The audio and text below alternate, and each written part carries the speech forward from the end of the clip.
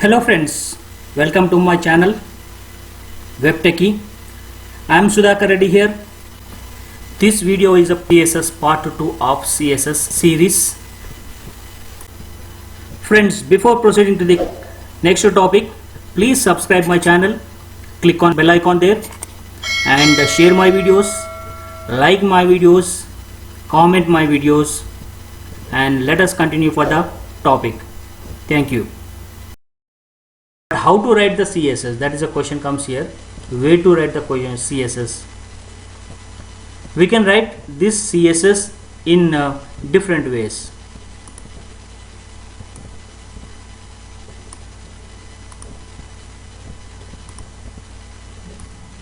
Right.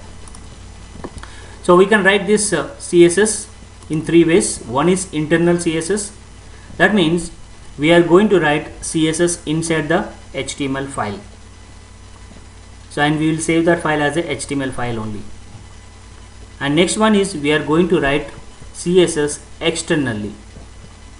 That will be saved as a .css file and inline CSS in a line. For example, you have a h1 tag and that h1 tag is repeating 10 times, but you want to write our different styles for that h1s. So the inline, only specifically only one particular line we can modify it. That is called inline CSS. So we have three ways. One is internal CSS. You can write a CSS inside your HTML file, that is inside the header part we can write it and it will be saved as HTML file. And one more is HTML file, you prepare it, and one more CSS file, separate files. That means you are going to write a CSS externally. And inline CSS is inside a HTML file only, but it is specific to only one particular line of a code. That is called inline CSS. So we are going to see these examples one after the other. So first of all, in today's class we are going to write internal CSS. But before going to learn this internal CSS, we have some other terminology we should know. That is about interesting topic, that is important topic, that is called selectors. And before the selectors, I am showing the syntax of CSS here. So in programming languages, we'll use the one terminology called syntax. It means how you are going to write the code. So the code will be like this. If you can see, there is a h1. This area is called selector, if you can see this, and this is called a property. You can see there is a bracket, floor brackets we can say, and there is a property, and there is a colon. There is no equals to here. There is a colon and value, property and value and semicolon, property and value here. So these are called properties, and every property got different values. Say it can be orange or it can be red or anything here. And here together it is called a CSS. This is how we are going to write the CSS. Whether you write internal CSS or whether you write external CSS or whether you write inline CSS, this is a method, this is a syntax, we'll use it. Now here you can see this area is called a selector, and selectors are very important here. Next screen I am going to show you that selectors.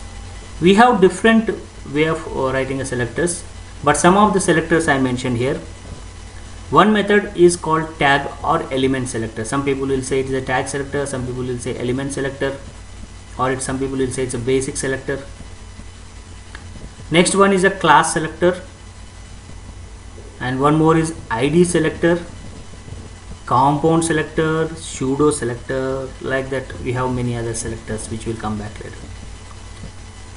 So here if you can see in the previous screen, here we use selector here, and this type of selector is called a tag, because h1 is a tag.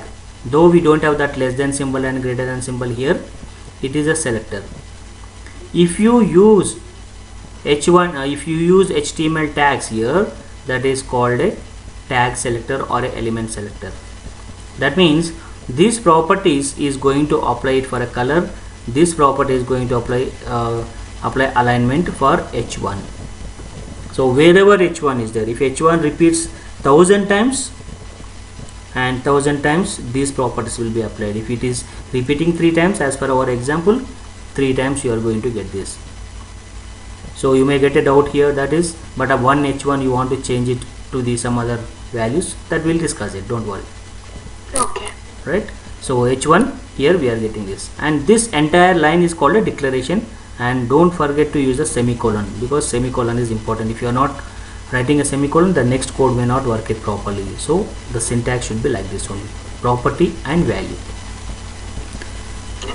Now this is a selectors, and if you use a tag, that is called tag or element selector. We are going to discuss it today. So internal CSS, inside the internal CSS, as I said, we have three ways: internal CSS, external CSS, and inline CSS. And syntax will be like this, and we are going to use tag selector. Inside the internal CSS, we are going to use a tag selectors. So what is a tag selector?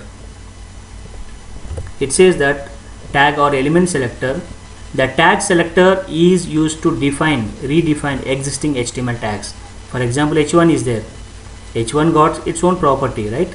So still you want to change it, so we can select that option if you want to change the formatting options of HTML tags, such as heading tag, unordered listing tag.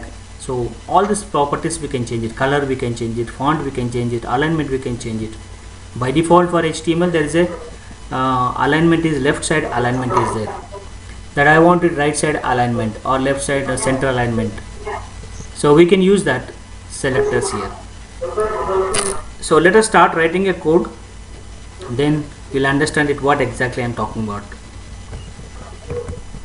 So let me just go for the code. I'm just closing this presentation, and this is what I was talking about, 5 pages. Let me prepare one page like this only, heading and paragraph, then we'll see how to handle it with the help of CSS.